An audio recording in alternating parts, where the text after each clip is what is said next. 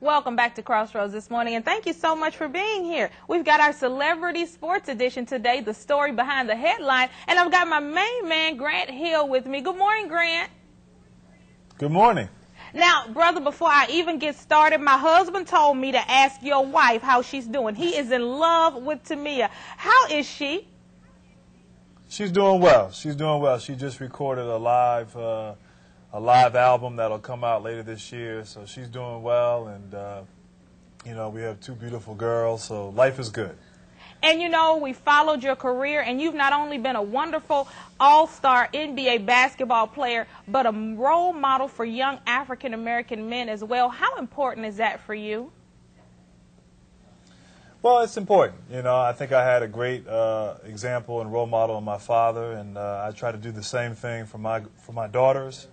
And, you know, you just try to do what's right, and understanding that you're a celebrity, you want to try and live your life where you can be an example. So, you know, I take that obligation and responsibility seriously, and, you know, that's kind of why we're here. I mean, we're here also to talk about MRSA, but you know, I want to use the platform I have to try to affect change.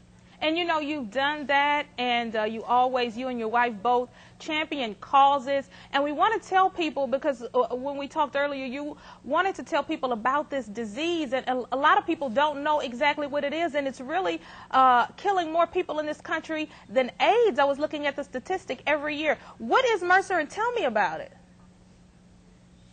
Well, MRSA is a staph bacteria that is resistant to antibiotics, and is commonly been found in hospitals. I had an experience with MRSA in a hospital, but now there's a new strain of MRSA that is found in community settings, you know, like gyms, locker rooms, schools, and even homes. And Everly, who's here with me today, had an experience with her family and her son in her home.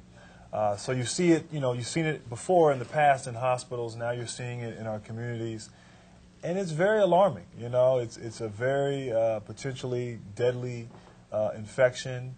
It's something that's spreading in communities all over the country, and so we're just here to bring awareness and try to share with the viewing public a number of preventative measures you can take. Now, she's sitting there, and girlfriend, I don't know how you're doing this. I've got a 2-year-old son at home, and when I read your story about how you lost your baby, and you took that heartache, and now you're championing a cause, and you're on a crusade to let other moms know about what you went through, I just applaud that. Oh, thank you very much. It's one way that I can help to have everyone remember my son Simon, and just continue his memory on. Thank you. Now, what exactly are you doing with this campaign to let people know what's going on? And if you could tell me your story and how you lost Simon, if you don't mind, this morning, to share that with other moms so that we can be aware of what we need to look out for. Sure. My son Simon was born in 2002. I had a completely healthy pregnancy. He was born over 8 pounds. He didn't have a sniffle when he turned 1, and at about 1.5, he woke up with a slight fever, screaming. We were in and out of the emergency room. In the afternoon that same day, he started to have very labored breathing. By that evening, he was intubated and basically went into septic shock and died.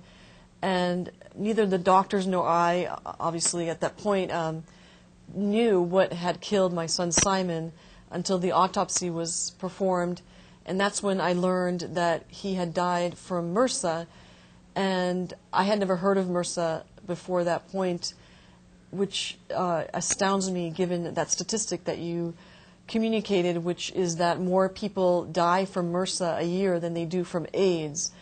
So I felt it as a responsibility for me to spread the word about MRSA. I would wish this upon any other parent. It's quite frightening given that there's a new strain of MRSA. It's a community-associated strain. It's new. It's the superbug of staph, and that can attack any healthy person, any age. So Grant and I are here to talk about ways that people can help to reduce the spread of MRSA. And those steps include things such as washing your hands frequently and thoroughly, disinfecting surfaces with bleach, and also not sharing personal items like towels and razors. And more of that information can be found at stopmrsanow.org. Well, Everly and Grant, thank you both so much for being with us this morning on Crossroads, and we really applaud the effort about you guys getting the word out about this disease. Thank you for being here. All right, thanks for having us. Thank you for having us. All right, and my husband said tell Tamia, he said hello. I certainly will. I certainly will. All right, you guys stick around, don't go anywhere. More sports celebrities to come here on Crossroads.